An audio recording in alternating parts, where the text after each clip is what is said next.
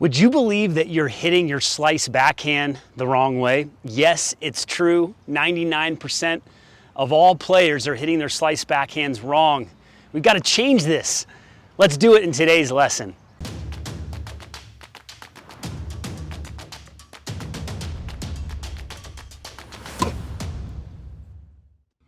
My name is Jeff Salzenstein. I'm the founder of Tennis Evolution, one of the leading online tennis instruction websites in the world, and I am so committed to getting the right information in your hands so that you can actually improve. And in today's video, we're going to talk about the slice backhand.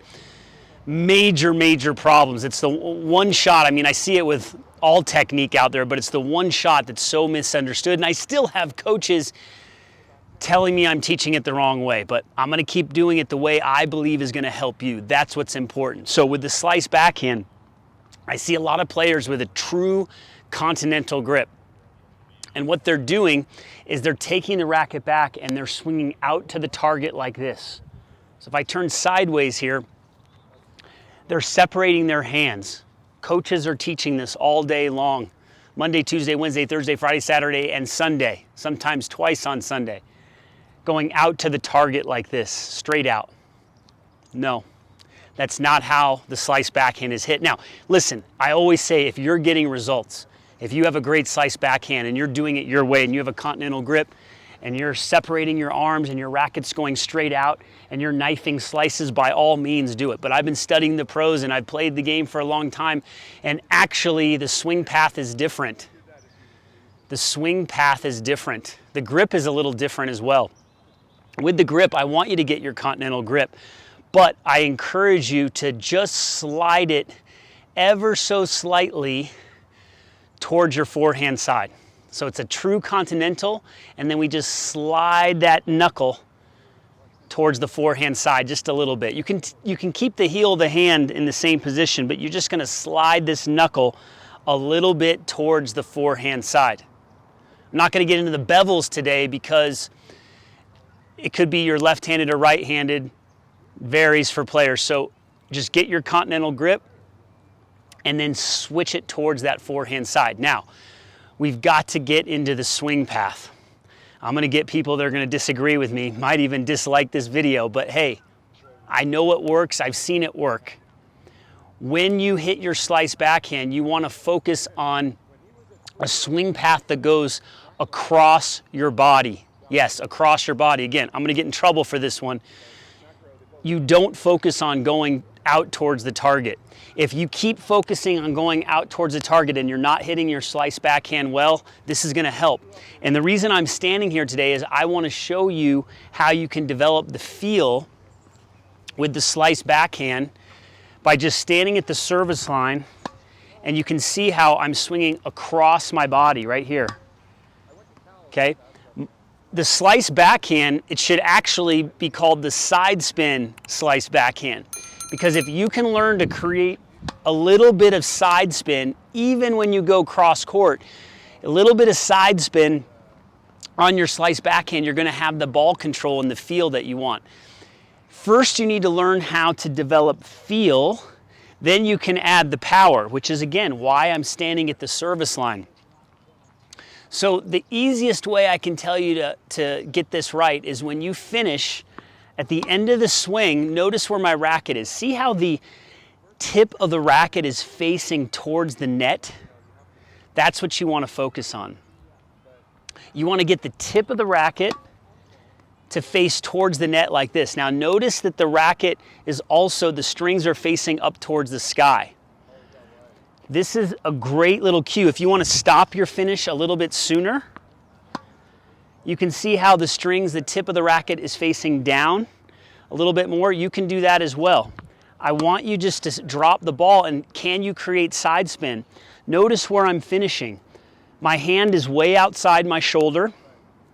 My racket is way outside my shoulder. I'm not going out towards the target like this. It's too difficult to time if you go out towards the target like this. I see a lot of players actually catching it out in front, and the ball floats and they finish something like this, okay? Now I know there's players out there that cut down too much. They chop down on their slice. Of course we don't want that either. I know there's players out there that are opening up too much, but I see more players. I look for patterns and trends. I see more players swinging out like this and separating their arms, probably because you've been taught that way.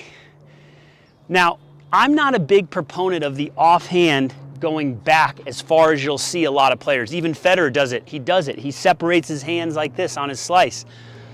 I'm not as big a proponent as teaching that concept because I feel for players, they focus too much on that. The racket accelerates and they don't have the feel first. So let me give you a little tip that may help. Again, go out and try it. I'm not here to tell you that it's going to work. I'm here to tell you to go try it and then see if it works. From my experience, I found that it does. Watch my offhand. It just stays right by my pocket here.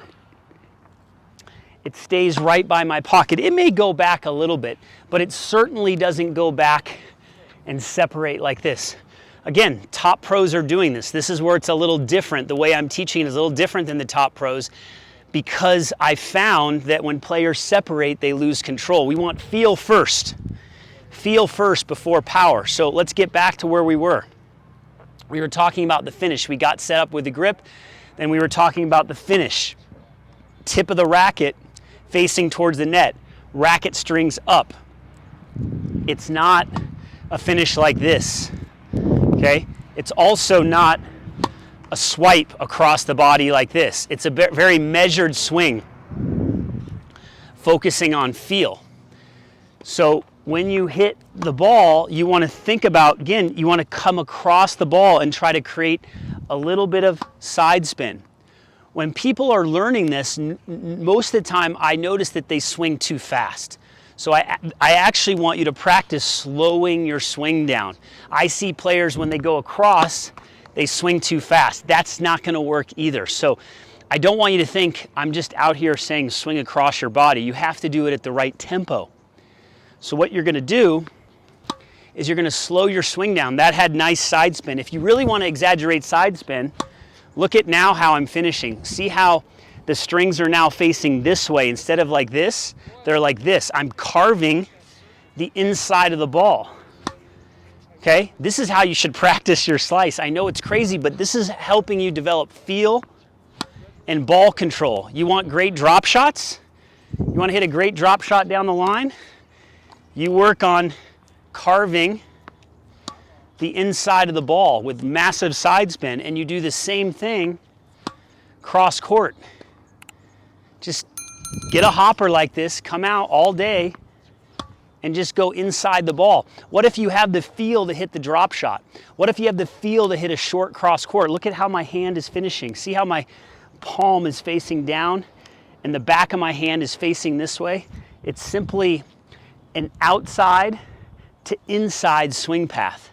Outside, inside. Now, remember, we need to avoid swiping across the ball, so we can't bring this shoulder around too fast in our head. Watch my head.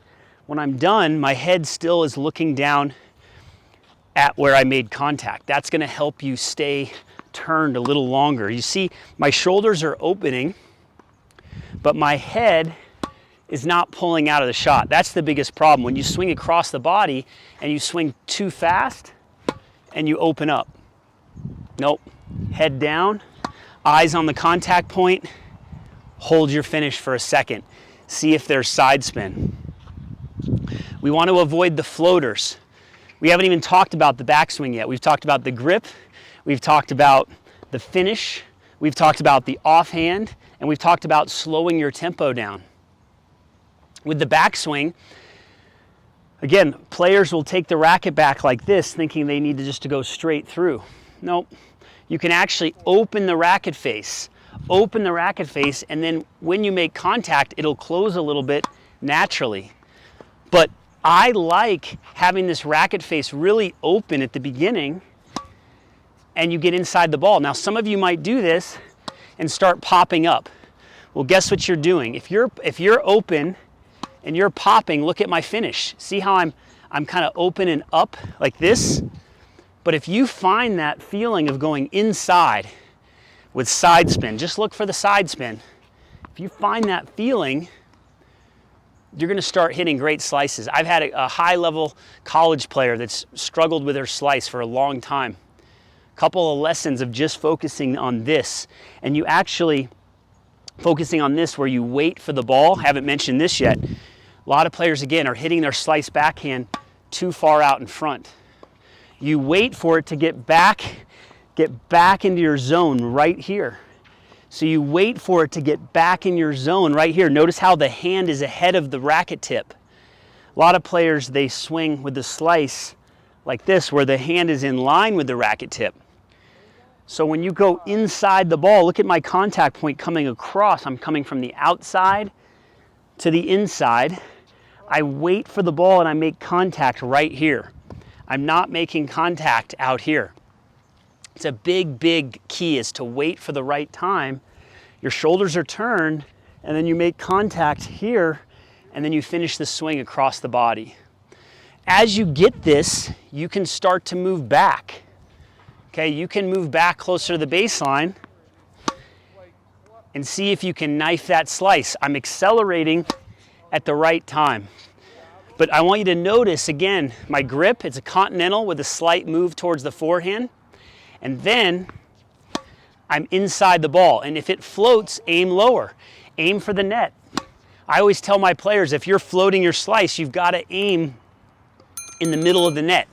Okay, this is the one time where it's okay to hit in the net, because if you get side spin and underspin, the ball's going to go about 2 inches over the net. It's going to skim the top of the tape. So you want to focus on inside the ball. This is the key to the slice backhand. You want to change your game, you want to transform your tennis, you want to transform your slice backhand, you focus on this concept right here, and you get rid of this concept of separating the hands and going out. Just follow my lead on this. You'll develop feel for your drop shot, your short cross court, your slice approach, your slice cross court. Any slice you want to hit, it all starts with feel and ball control. We're skipping this step. It's about feel. It's knowing how to finish at the end. Boom. There's my finish every time. There's more to the slice, obviously, with footwork, but I just wanted to make this video for you today because I see so much misinformation about the slice backhand, and I want to help you.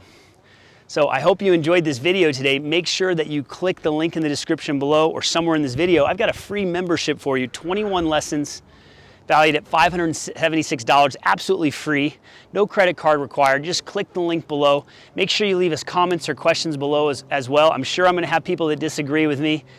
There's other ways to hit the slice as well, I get it, but if you really want true mastery and feel and control, you got to develop this slice backhand.